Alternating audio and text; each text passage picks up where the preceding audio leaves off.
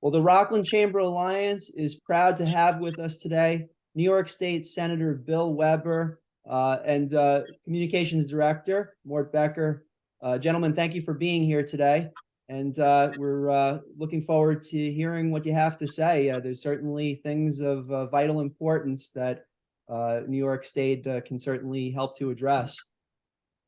Yeah, so thank you, Tom, and thank you to everyone on this Zoom call today. For those of you who don't know me, I'm Bill Weber. I'm the state senator from Rockland County, which incorporates, the entirety of Rockland minus Stony Point. Stony Point is in Senator Harkin's district. I was born in Pearl River, lifelong resident of Rockland, and I live in the village of Montebello with my wife and 4 kids. I'm a CPA by trade in New York State, and I've been the CFO for a golf course and real estate development company for over 20 years. So, obviously I have the business and financial acumen that I think is sorely needed in government these days, because obviously we've seen the outward migration of not only residents but businesses from New York State for a long time. And I want to bring my financial expertise and hopefully make an impact in Albany so that we get our budgets under control, get our taxes under control, so that we become a more business-friendly state and a more residential-friendly state. Because, the weather is nicer in the South, and don't get me wrong, I love going on vacation to Florida and the Carolinas, but we all have an affection. We've all made our biggest investment in our lives, which is our homes, to live in Rockland. It's got great schools, it's got great parks, it's got great, just great restaurants, great everything, great location and location and distance-wise to the city. So it has so many things that we all love and we want to remain here, but it's been challenging to say the least. As I said, I have 4 kids, one of them being in college. I hope that she has the opportunity, once graduating from college, to find a job and to come back to Rockland to live here, because so many kids are going off to college these days and not coming back because they can't afford to, or the opportunities are better somewhere else. So I want to really change that whole discussion and really come to Albany, which we're here now, and really change the whole attitude and the whole thinking up here that really people work for the government. It's the other way around. We need to make sure that we become more business friendly, more tax friendly, and really get things back on the right track, because for far too long it hasn't been on the right track. So, I appreciate the work that you do, that your members do, and like I said, being in business for a long time, I understand the challenges that a lot of your members are feeling and facing every day. And we've gotten through COVID. Obviously, we all survived. We did our best. We did the right thing. Now it's time for government to really, release the power of small business and entrepreneurs, and really, get things to a more business-friendly state. So, that's kind of who I am in a nutshell. What I'd like to at least accomplish, from the 32,000-foot level. Some of the things that I'm proud to have at least gotten forward recently is, last night we voted on changing the Tappan Zee Bridge name back to, well, it includes the Tappan Zee name. Well, it was a compromise. So it's still going to be the Mario M. Cuomo Tappan Zee Bridge. Obviously in politics, it's like making sausages. You have to, get, a lot of ingredients, and a lot of unfortunate opinions have to be looked at, because, it was very sensitive to people here in Rockland. The Tappan Zee name is historic. It has a lot of meaning to us locally, but there were a lot of downstate people on the other side of the aisle who really had an affection towards the prior, the prior governor and his father, and really wanted to keep the name on the bridge itself. So we had to come to a compromise that I think everyone's not happy with, but I'm happy with the fact that we got the Tappan Zee name at least back on the bridge. Whether or not it passes in the assembly, whether or not the governor signs it, that's a separate discussion. But we passed it for the first time in the Senate. It shows progress forward, and if it doesn't pass in the assembly, or if the governor doesn't sign it, I think it gives us more time to get the name back to where I think it should be, is just Tappan Zee Bridge, to really reflect what the intent of and what the historical name should be on that bridge. So we're excited on that, and we've passed some good things. We've passed some great things in the recently passed budget related to funding for our public schools. We fully funded foundation aid, which means a lot more aid to all of the districts in Rockland County. So we've done a great job on that. We've gotten really, most people will get free and reduced lunch, or really free lunch and free breakfast in their schools. There's still some work to do to get everyone covered under that in the state, but we obviously saw during COVID, feeding our kids at schools and making sure that we have well-fed kids is of vital importance, no matter what schools you go to, whether they're public or private. Well-fed kids are ones that will pay attention and that will have a better learning process through school. So, we got good things like that through the bills. There was a lot of bad things in the bills that I didn't like and I would have chosen to do otherwise. We have the largest or one of the largest budgets in the country, $229 billion budget, which is more than the state of Texas and Florida combined, which is an extraordinary number when only 4 or 5 years ago we were at about 179 billion. So we've really increased the budget, which is obviously leading to higher taxes and really affecting residents and businesses, and is obviously leading to what I said earlier is the outward migration of residents and businesses to other tax-friendly states. So hopefully we can get our arms around that and really have better solutions going forward. So I'll leave it there, and I'll let Tom, if you want to jump in, or if any of the other members on the call want to jump in. But that's kind of the look as to who I am, what I want to accomplish, what we've accomplished so far, and the work that we still have to do going forward. All right, great. Well, again, thank you for being here. I'll start off with a quick question and turn it over to the rest of our colleagues at the Rockland Chamber Alliance here. And you mentioned you have an accounting background, and I know that accountants have a unique purview of what can and can't be done, because they look at the numbers, and as altruistic as we can be, sometimes certain things can't be done. In terms of the business sector, what would you say is, you brought up the budget being 229 billion at the moment.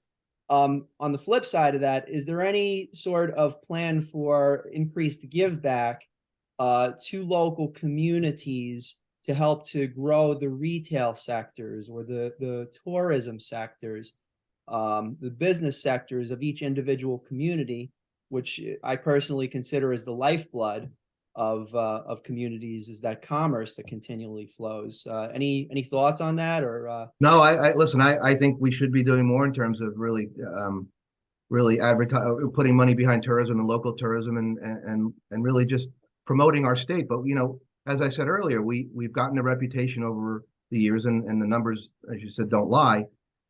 We're not a business friendly and tax friendly state, so we need to, I think, do this thing collectively. Not only talking about all the great opportunities that businesses and residents can have by being in our state, but also encouraging those businesses with incentives to come in and bring their business here, and to employ more people locally in our area, so that they can shop at the malls and they can shop at the local shops and they can go to our local restaurants. But I think what we need to do is really change the attitude and change the conversation, so that we make this a more affordable area for people to not only stay, but to attract new businesses. Because right now, the other states that are more business friendly, especially in the South, are doing a better job attracting, those people. So I want to, in state government, be as vocal as possible, and also help the local industries and help the local chambers and local areas of concern to make sure that we make the proper investment, so that we can get this state back on track. All right. Does any of our colleagues have any questions for Senator Weber? You think the biggest driver of people out of the state is property taxes or state income taxes? Agreed. I mean, I don't know where you live, but I live in Montebello, and I Suffern Central School District. I feel your pain. The property taxes and school taxes, they're very expensive to live. I think we're one of the top 2 in the country, I believe, in property taxes, which is saying a lot compared to a lot of the other wealthier areas in the country. So we need to do a better job, and state government should be helping local counties and towns and municipalities and school districts more, so that we can give more money back to those regions, so that we can have the ability to reduce taxes on the local level. Because the way we're going right now, as anyone who owns a home right now, your monthly property and school taxes are probably more than your mortgage payment, or very close to it. So it's a hard balance, and it was never like that. I remember again, it was a long time ago, my parents moving up to Pearl River in 1969, and obviously the taxes at the time were nothing. It was nothing to talk about. It was buying your home. You had the ability to buy the home, and really had single family house, single worker households. Right now, you need husband and wife essentially both working to be able to afford to have a house in Rockland County, and that's a shame, and that's something that obviously we need to do better at the state level. And at the local level, I think we've done a great job in terms of the school districts and the counties really doing the best that they can to keep their budgets in line. I know over the last few years, most of the districts, including the county and the schools, have really stayed under the caps, way under the caps. But the state, as I said earlier, keeps growing and growing. $179 billion in 2019 to $229 billion in this year's budget, enacted budget. So the state's not living up to their part of the bargain by really reducing stuff, or at least getting that aid to local municipalities and jurisdictions, that money back there so that they can free up and reduce taxes. But you're right, it's a driving factor, and it's one of the biggest problems that I hear from all residents. Mhm. Other questions? Hi, Roxanne. I see Roxanne got on. What are they trying to do for the seniors in the communities around here? I'm sorry, can you repeat that? What are they trying to do to help the seniors? I know you said with the taxes, that definitely helps because a lot of the seniors, they're moving down south or moving away. Their families are still here, but they can't afford it. I'm Right. assuming that's going to help, but the senior properties, we're trying to find more properties for seniors. No, I mean, listen, I agree with you.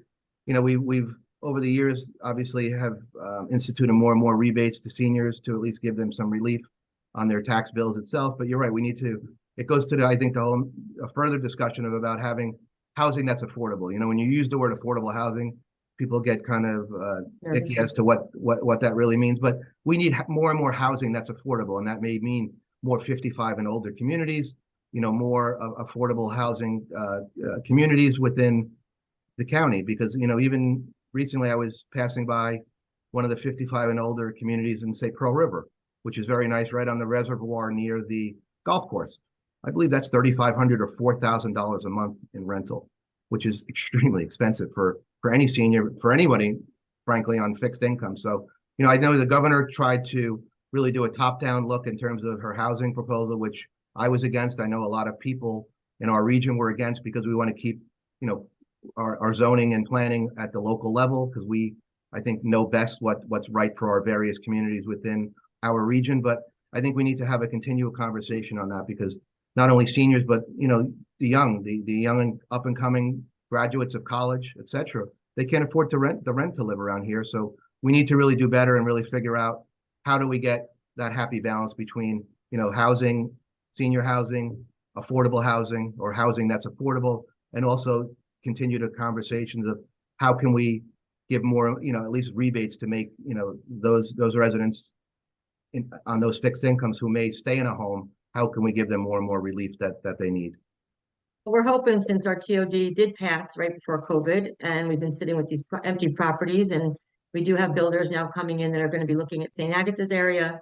Right. Since that grant was just approved to knock down that building, and then the ones by the train station, which the kids need and the seniors need to get back and forth. But you're right, my children moved away, so. Right. So, and I know a little bit about the project. George Holman, Supervisor Holman's, kind of laid out the whole plan around the Nanuet train station, which I think, that'll be, I think, a welcome addition to that area. I think it'll at least free up some housing stock in the area, which is a good thing. Whether or not that's going to drive down, or whether or not those will be affordable, I don't know. Every time. No, right now there's a private owner. He's got, I forgot how many, maybe 300 units going there, and it's the people, they own that property. So, right, that may not necessarily solve the affordability problem. It will free up housing stock, but we still have a lot of work to do to obviously get back to what I said earlier, is to really get back to getting more and more housing that's affordable. So like your kids and my kids, when they get older, can afford to stay here, because I'd love to have my kids and grandkids in the same area where I live, because that's the environment that I grew up in. yep. Well, thank you for joining us. Thank you. Thank you.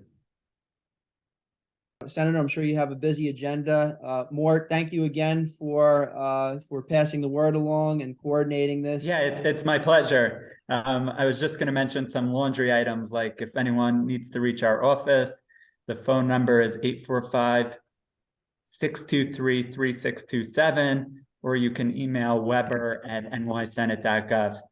Okay, awesome. And good talking with you in the background on various things. Please continue to send those press releases and we'll get them on the site. And for those of you that are watching this, thank you for attending our Rockland Chamber Alliance meeting. And it's a collection again of the 7 active chambers of commerce in Rockland County. And we'll have our July meeting announced shortly.